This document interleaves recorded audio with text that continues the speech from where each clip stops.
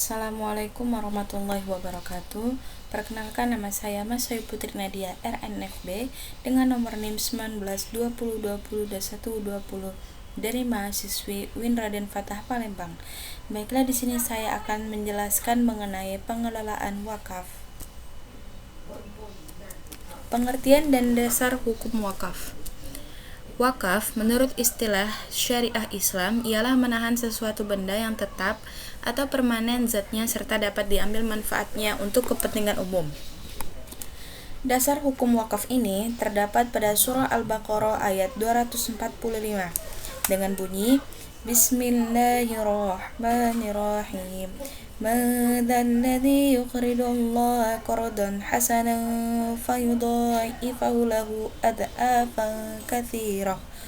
Wallahu yaqbidu wa yabsutu wa ilaihi turja'un.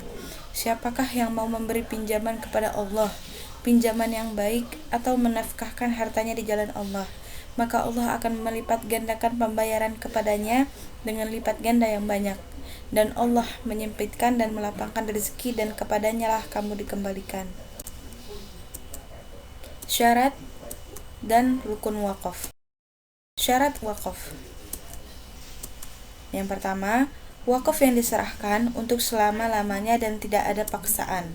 Lalu yang kedua, syarat orang yang berwakaf, yakni memiliki secara penuh harta tersebut, berakal, baligh, dan mampu bertindak secara hukum atau rasyid.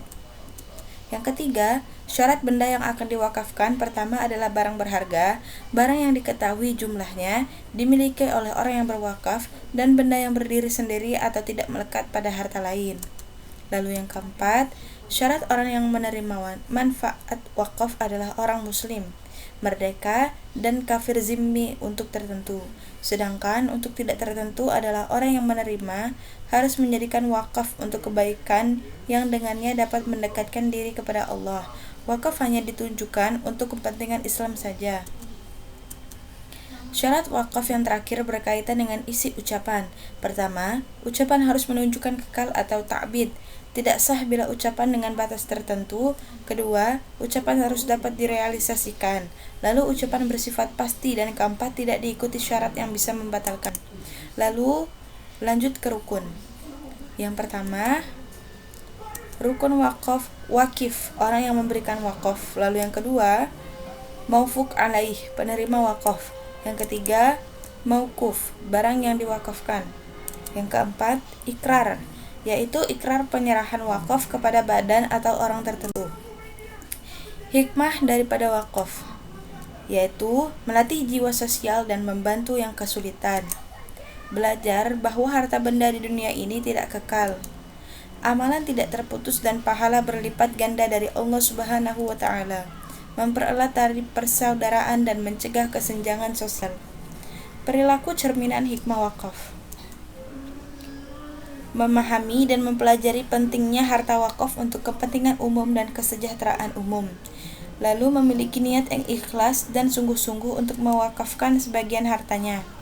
Meningkatkan etos kerja sehingga mempunyai penghasilan yang cukup dan menabung. Mempunyai rasa kepedulian dan empati terhadap kaum duafa. Dan terakhir, bekerja sama dengan teman-teman untuk membantu kepentingan masyarakat. Lanjut, contoh bentuk wakaf. Yang pertama itu mewakafkan buku pelajaran untuk diberikan ke perpustakaan, mewakafkan pakaian yang layak pakai, termasuk seragam sekolah yang tak dipakai lagi kepada yang membutuhkan. Contohnya yang lain yaitu seperti mewakafkan Al-Quran untuk diberikan kepada masjid terdekat, mewakafkan alat sholat, mewakafkan sebidang tanah untuk dijadikan fasilitas umum, dan pada era yang sekarang ini kita juga bisa ikut berwakaf melalui via online, sehingga kita bisa berwakaf di dalam negeri maupun di luar negeri. Terima kasih atas segala perhatiannya. Mohon maaf bila ada salah kata. Don't forget to like, comment, subscribe, and share this video. Thanks.